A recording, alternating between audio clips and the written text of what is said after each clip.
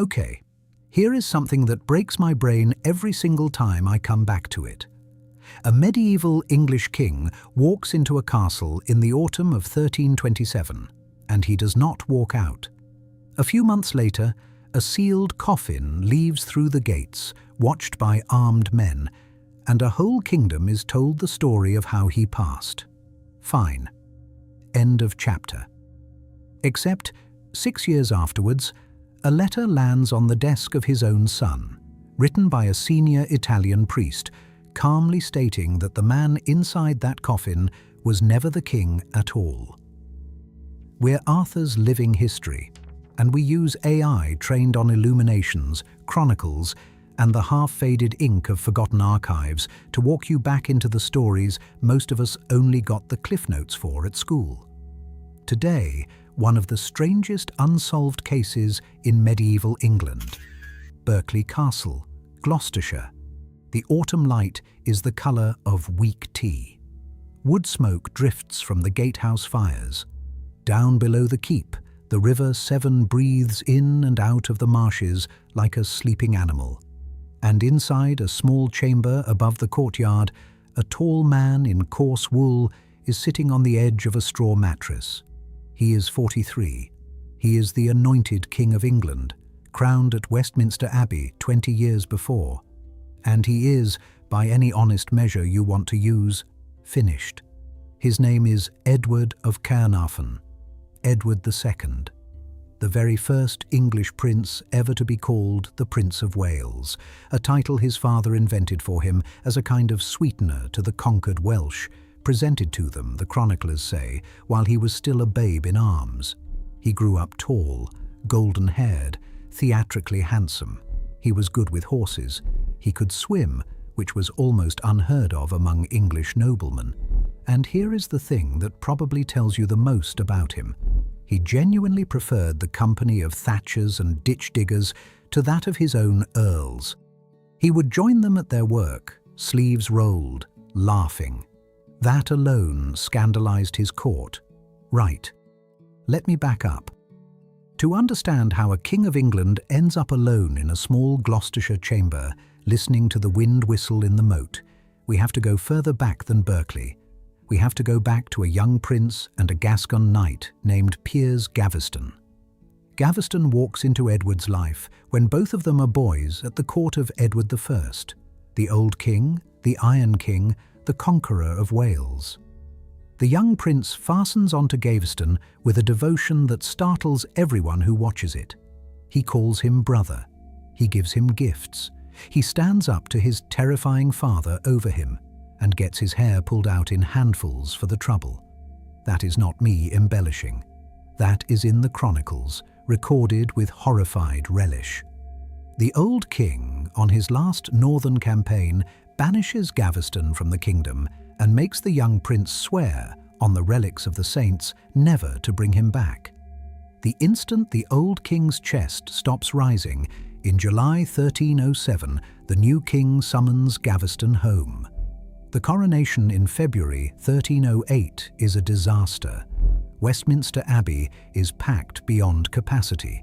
A wall collapses in the crush, and one knight is lost beneath the stones. The banquet afterwards is chaos. The food is cold. The hangings on the walls show the arms of Gaveston more prominently than those of the new queen, a 12-year-old French princess named Isabella, daughter of Philip the Fair. She watches her young husband walk straight past her at the high table and embrace Gaveston instead. Her uncles, sitting beside her in their stiff, embroidered surcoats, walk out of the hall. A medieval insult does not get colder than that. The barons of England try, again and again, to peel Gaveston off the king's side. They draft documents, they issue ordinances, they corner the king at parliaments. Every single time, Edward finds a way to slip his favourite back into the room. Gaveston, for his part, hands out nicknames to the great earls. Burst Belly for the fat Earl of Lincoln, the Black Hound of Arden for Warwick, Joseph the Jew for Pembroke, which is, you know, not a great political strategy. the barons do not forget. In June 1312, on a hill near Warwick called Blacklow, they catch Gaveston in a captured manner and finish him on a patch of open ground beneath a hawthorn tree. The king receives the news in tears that no chronicler can quite describe without flinching. He never forgives them, and honestly, he never recovers either. 2 years later, June 1314, he leads an English army north against Robert the Bruce, and the result is one of the worst military catastrophes in English history. Bannockburn. A Scottish force less than half the size of his own routs, his cavalry in a boggy field beside a stream called the Bannockburn. The king himself barely escapes, his standard-bearer felled beside him, his royal shield abandoned in the mud. He rides for Dunbar with a small bodyguard. He is jeered through every village on the way south. Scottish bards write mocking songs about him that are still being sung in Lothian taverns 100 years later. In England, the king's reputation does not so much fall as quietly turn to glass. And I have to be honest with you, I think about this man at odd moments. Was he more wronged than wrong? I have genuinely never been able to settle it. Sensitive, theatrical, more comfortable with carpenters than with cavalry. It is not weakness, exactly. It is a profound mismatch between the man and the chair. Maybe one of you, by the end of this story, will see it more clearly than I have. After Bannockburn, the kingdom slides. Famine arrives in 1315, the Great Famine, 3 years of catastrophic rain across northern Europe. Wheat rots in the field, bread blackens in the oven. Salt is so scarce that mothers in Lincolnshire are reported boiling river mud just for the taste of it. Roughly 1 in every 10 people in England does not live to see 1318. And the king, in the middle of all this, takes a new favourite. Hugh Despenser the Younger, a sharper, hungrier, far more dangerous figure than poor Gaveston ever was. Despenser starts seizing estates by intimidation, by forged charters, by threats made in dark corridors. He grows rich, the barons grow restive, and the queen begins to grow quiet, which is much more frightening. By 1325, Isabella has had enough. She is no longer the 12-year-old bride at the wrecked banquet. She is 30, intelligent, fluent in 3 languages, descended from saints and warlords on both sides of her bloodline.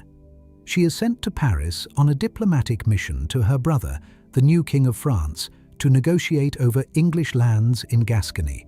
She arrives. She does not come back. In Paris, she finds an exiled English baron named Roger Mortimer of Wigmore. Mortimer has escaped the Tower of London, lulling his guards with a sleeping draught and climbing out through a kitchen chimney, the chronicles say, then slipping along the Thames bank into a boat.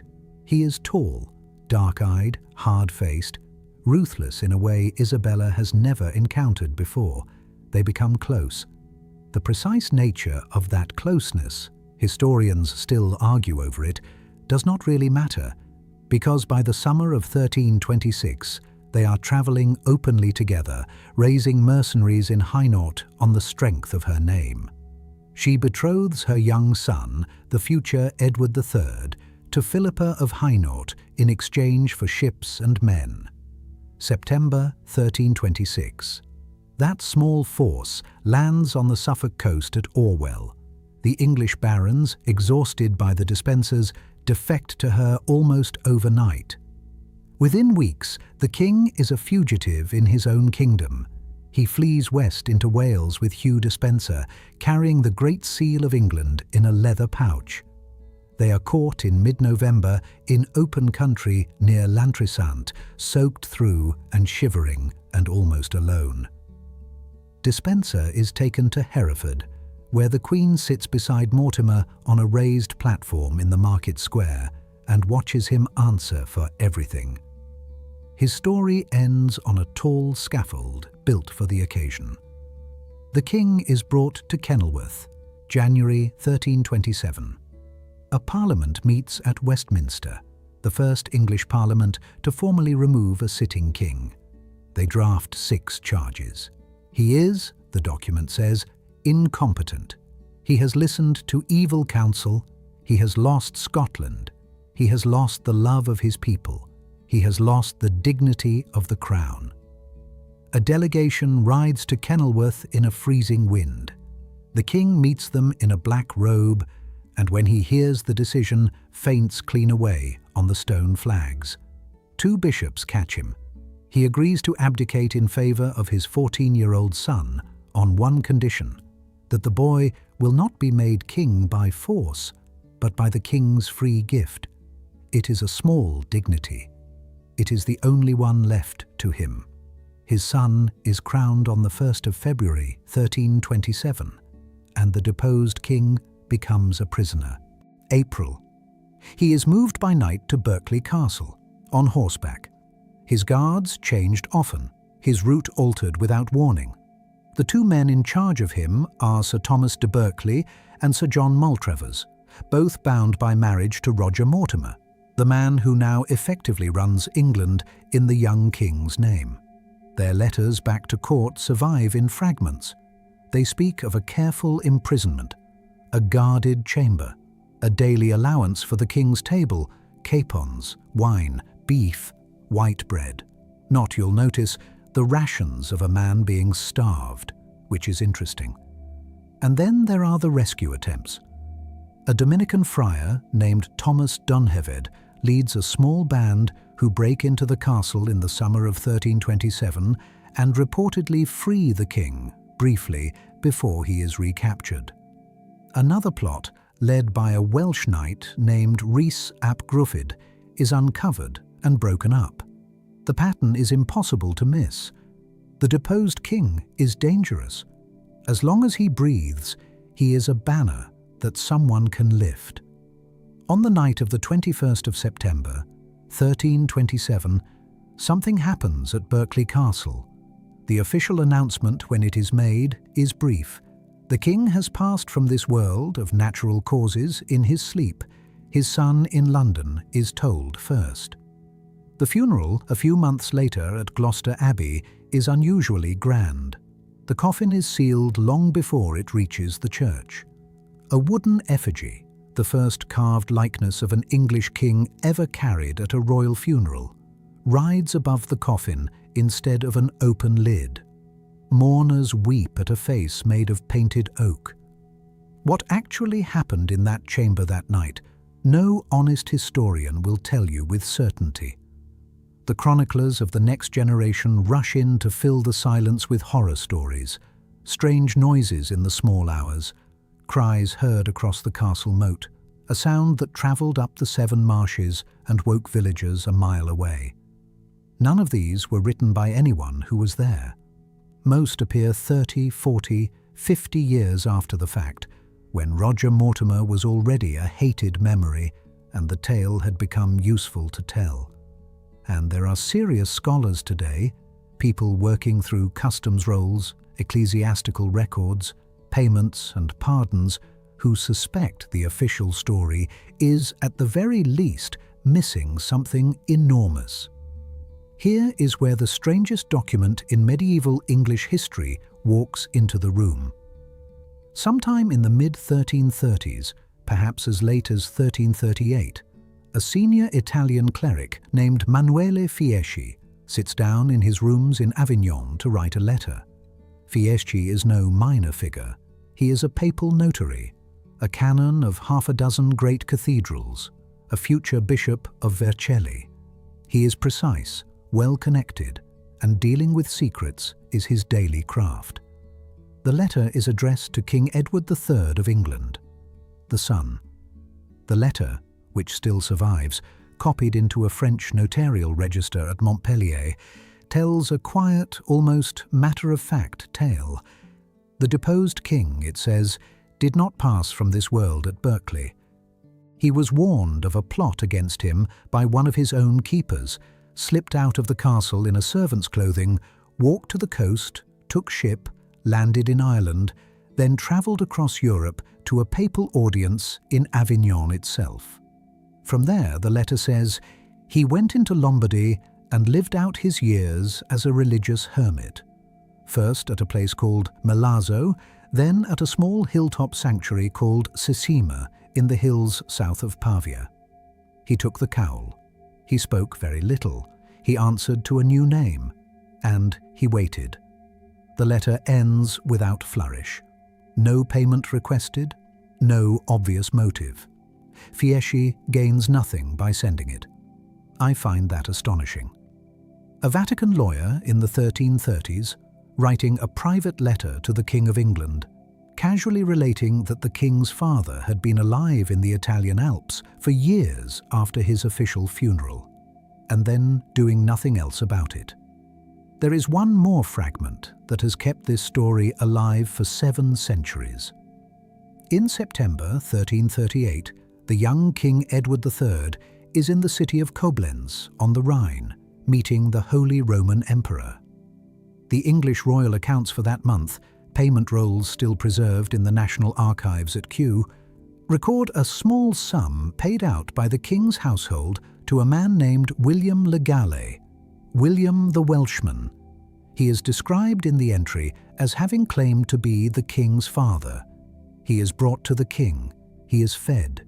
He is housed for a fortnight. He sits in a chamber that smells of new straw and Rhineland cooking. He speaks. The king listens. We have no record of a single word that passed between them. He is, the rolls say, kept under no obvious guard. And then he disappears from the accounts. No trial, no announcement, no anger. The king simply, quietly lets him go. Whoever this man was, whatever he knew, the King of England did not want him silenced. That fact alone, recorded in dry quill ink in a household roll, is one of the strangest survivals in medieval administration. That is the part I cannot get out of my head. A son meeting a man who claims to be his father, a father he has been told for 11 years was sealed inside a tomb at Gloucester, and then letting him walk away into Europe.